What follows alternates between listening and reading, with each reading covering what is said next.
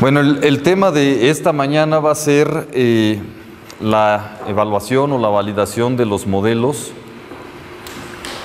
Esto tiene dos fases, una antes de darle clic al programa y una después de darle clic al programa. Pero ahí voy yo. Un momento. La parte de evaluación de los modelos es fundamental.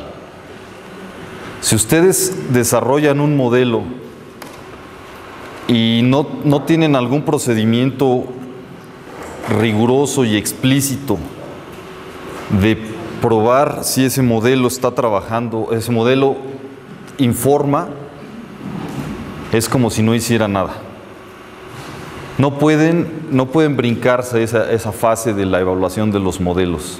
Simplemente no se puede porque esa es la única manera que tenemos nosotros de saber si el modelo sirve para algo o hay que tirarlo a la basura. Entonces es necesario, es forzoso que hagamos una validación de los modelos. Y es un campo que, como otros dentro de todo el proceso de la modelación, a nadie nos deja contentos. No hay métodos estadísticos robustos o geoestadísticos robustos que estén hechos para el tipo de problema que nosotros estamos abordando. Ahorita vamos a ver. Pero aún con todos sus inconvenientes es necesario hacer un esfuerzo para tener elementos que nos digan si el modelo que nosotros generamos informa o no informa.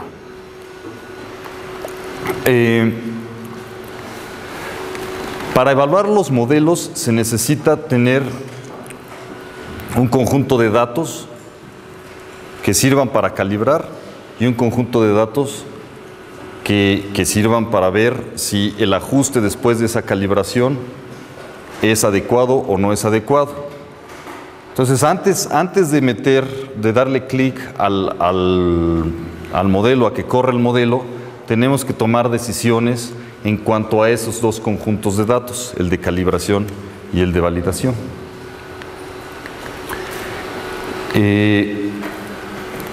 Existen diferentes estrategias para tener esos dos conjuntos de datos, de calibración y de validación. Hay algunos métodos que dentro de sus procesos internos hacen una partición de datos con el mismo conjunto de datos de entrada, digamos. Los parten internamente y hacen pruebas de calibración y validación interna, que en muchos casos es una caja negra para el usuario, no lo vemos, pero por ejemplo las redes neuronales y GARP, entre otros métodos, hacen ese tipo de procesos internos. Entonces, de su conjunto de datos que entran en el proceso de calibración, allí se hace una partición, una resubstitución se llama, de los datos para hacer un modelo, ajustar un modelo y después ver qué tan bueno es ese ajuste con datos que no entraron en el proceso interno de calibración. Estos procesos, como les digo, que son internos, el usuario normalmente no tiene control sobre ello, pero para lo que sirven es para ir parametrizando el modelo en su proceso interno, ¿sí? Ahora, ya cuando el usuario tiene control de los datos de validación y de los datos de calibración, existen diferentes estrategias. La idea es tener un conjunto de datos que llamamos independientes, pero existe una enorme polémica alrededor de si verdaderamente la naturaleza de los datos, de las distribuciones de las especies, de las ocurrencias de las especies, son independientes desde el punto de vista estadístico.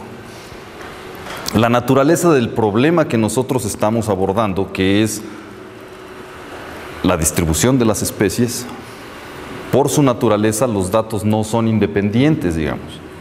Es decir, la presencia de una población allá depende de la presencia de poblaciones alrededor. En cierta escala y en cierta escala espacial y en cierta escala temporal.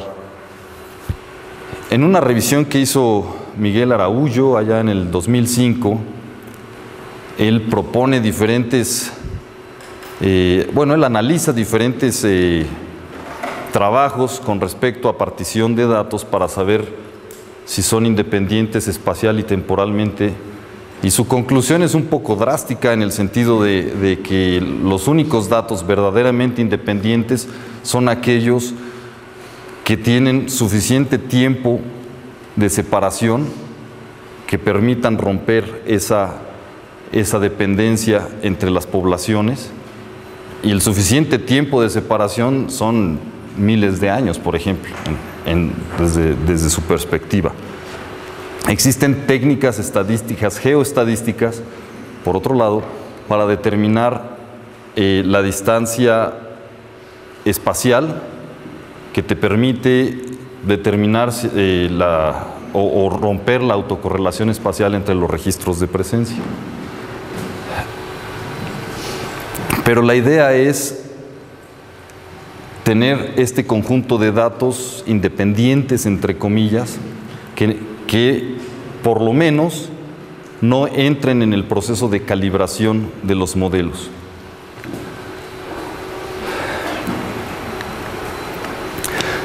Existen diferentes formas o estrategias para tener estos datos que no entren en el proceso de calibración. Una de ellas, por ejemplo, es si se trata de validar el modelo en la misma región donde se calibra, salir al campo y traer nuevos registros. Aunque sea salir al campo y traer nuevos registros, en muchos casos no lo hace independiente de su conjunto de datos de calibración. Eso es algo que tienen que tener claro. No porque una persona diferente tome los datos en un tiempo diferente quiere decir que existe independencia entre un punto de calibración y un punto de validación, ¿sí?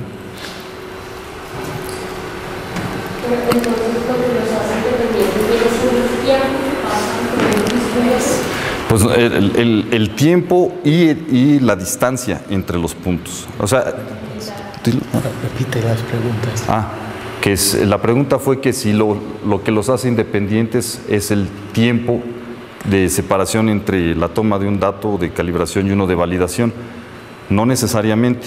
Puede haber independencia en el tiempo, que no podemos determinar cuál es ese tiempo de una manera fácil o universal.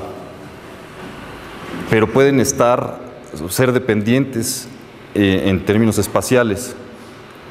Existen técnicas geoestadísticas, como les decía, que permiten calcular cuál es la distancia espacial en términos de la correlación que existe entre los puntos. Por ejemplo, las técnicas más utilizadas son los semivariogramas, en donde tú ves cómo es la estructura de tus datos con respecto a la distancia entre ellos. Entre más cerca, ese es un fenómeno geográfico, entre más cerca están los datos, mayor es la autocorrelación espacial. Entonces tú ves cuál es la distancia a la que los datos ya dejan de parecerse en términos de las variables ambientales. Eso se construyen esos semivariogramas.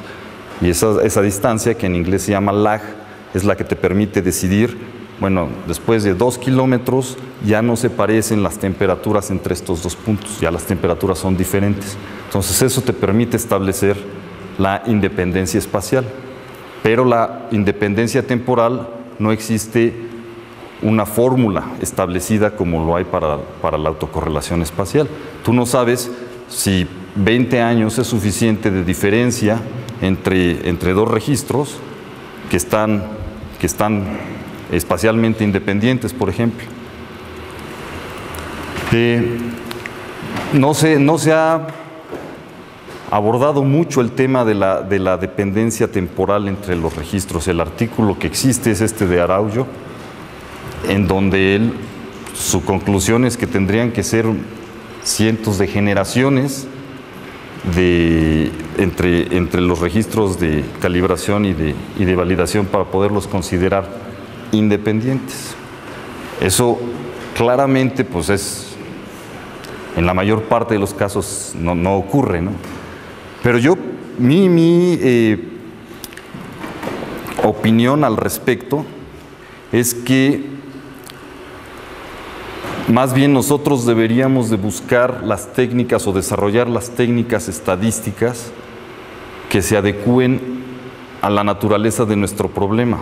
Sabemos todos que nuestro problema es de dependencia espacial y temporal. O sea, la naturaleza del problema de las distribuciones geográficas es autocorrelativo de origen.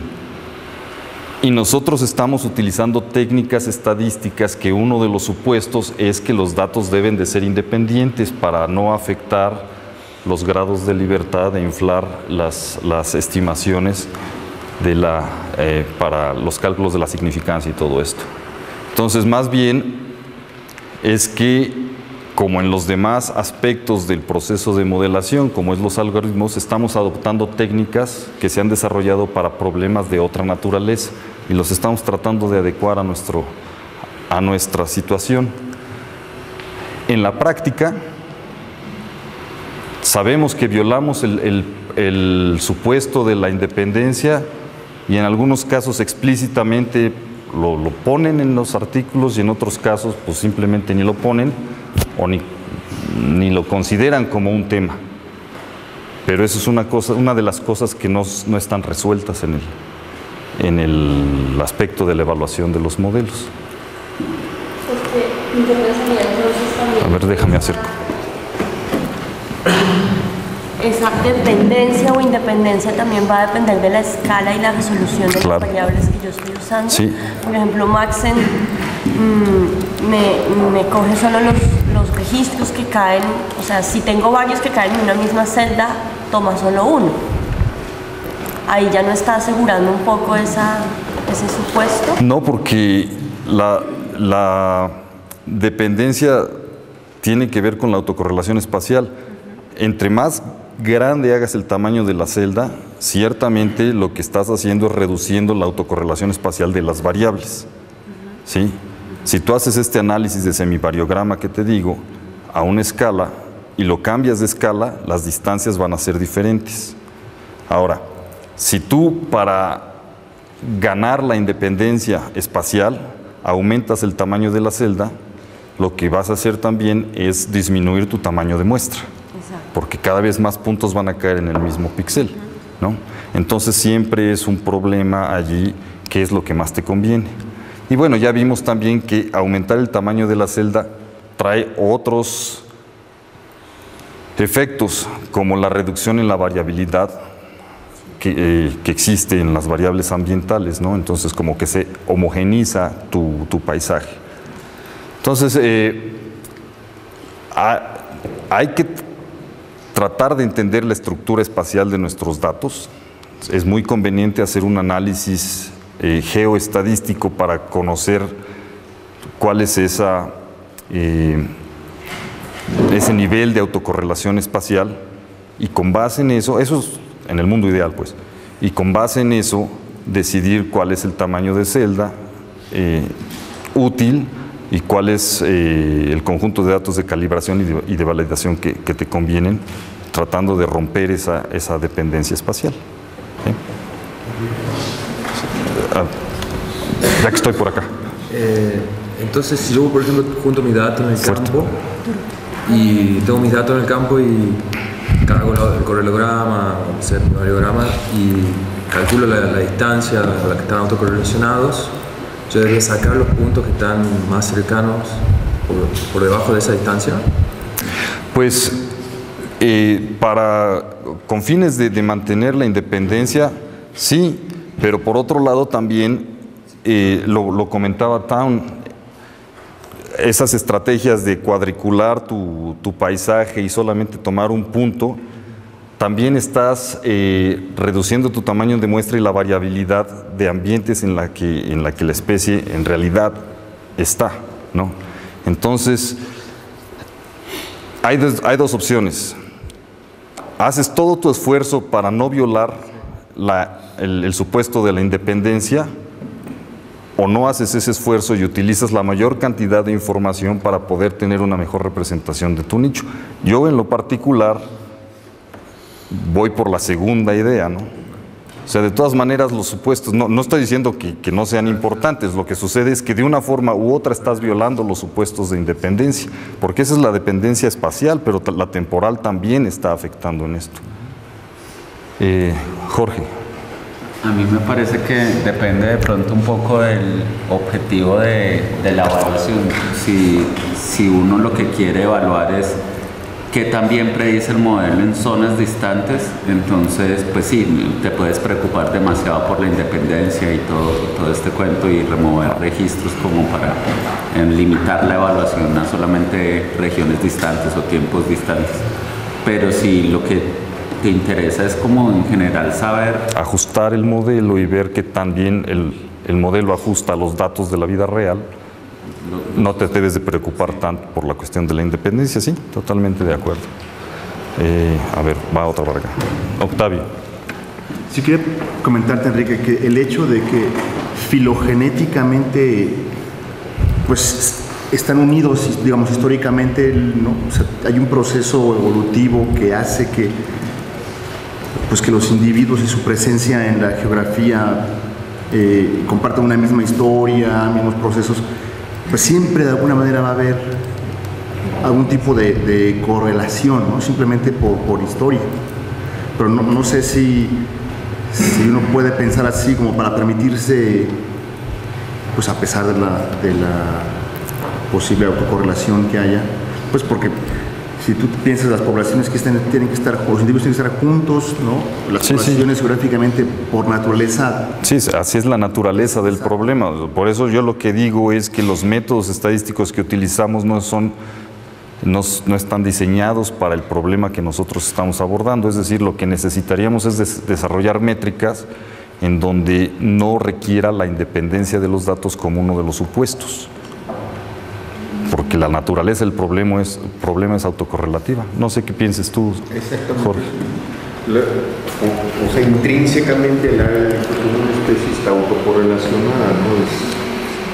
El objeto así es.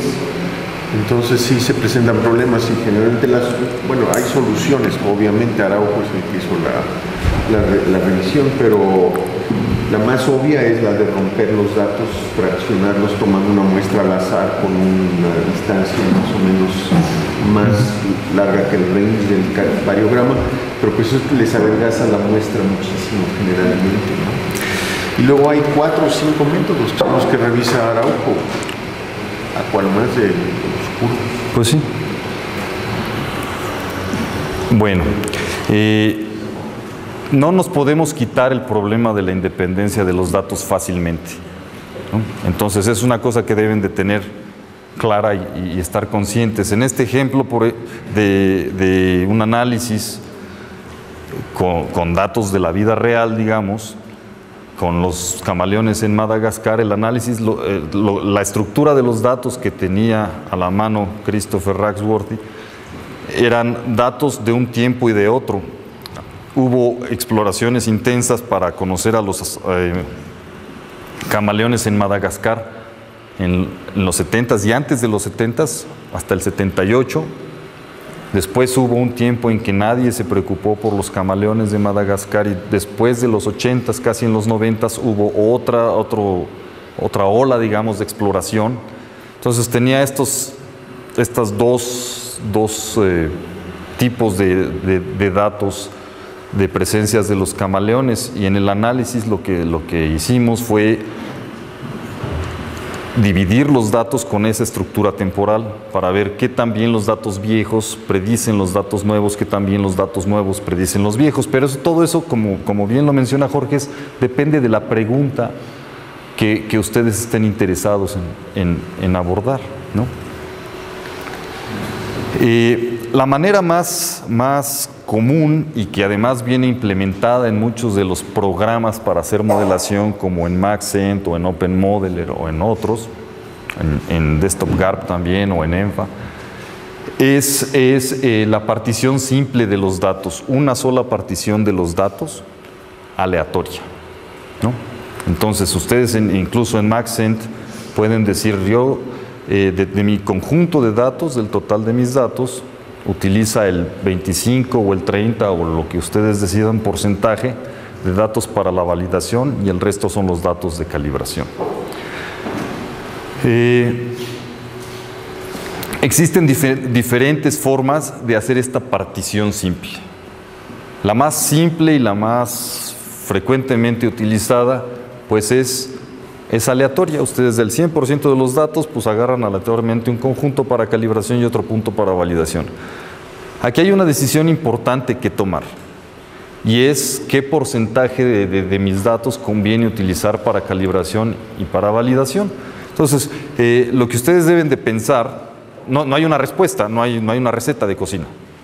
Es simplemente, dada la cantidad de datos que ustedes tienen,